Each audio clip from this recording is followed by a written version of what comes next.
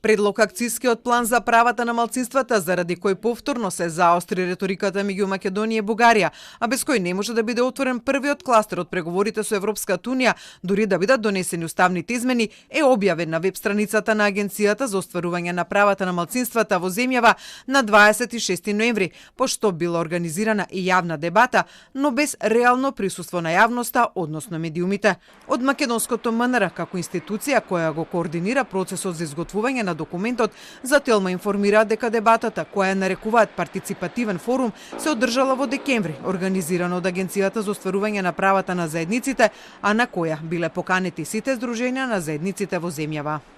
Со цел обезбедување поголема инклузивност од страна на Агенцијата за остварување на правата на заедниците беа поканети сите здруженија на заедниците во државата.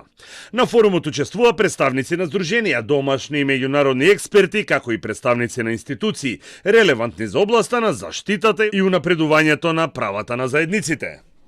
Сепак од МНР не даваат конкретен одговор дали и кои представници на бугарите во Македонија учествувале во дебатата и дали имале забелешки на предлог акцискиот план, но според информациите на Телма биле поканети сите здруженија на бугарите и најголем дел од нив дошле на дебатата. Од МНР информира дека забелешките и сугестиите доставени од учесниците се проследени до експертите и ќе бидат земени предвид при изработката на финалната верзија на документот, која како што наведуваат се уште е во тек, иако премиерот Христијан Мицкоски пред неколку дена информираше дека акцијскиот план е завршен и доставен до Бугарија и Европската унија. При тоа тој изјави дека акцијскиот план е оспорен од Бугарија поради тоа што бил доставен на македонски јазик, што Софија го негираше, додека предлог документот објавен на веб страницата на Агенцијата за остварување на правата на малцинствата за македонската јавност е објавен на англиски јазик. Инаку во предлог документот се предвидува менување на законите за превенција и санкционирање на говорот на омраза, јакнење на капацитетите на полицијата, судовите и обвинителството за справување со говорот на омраза,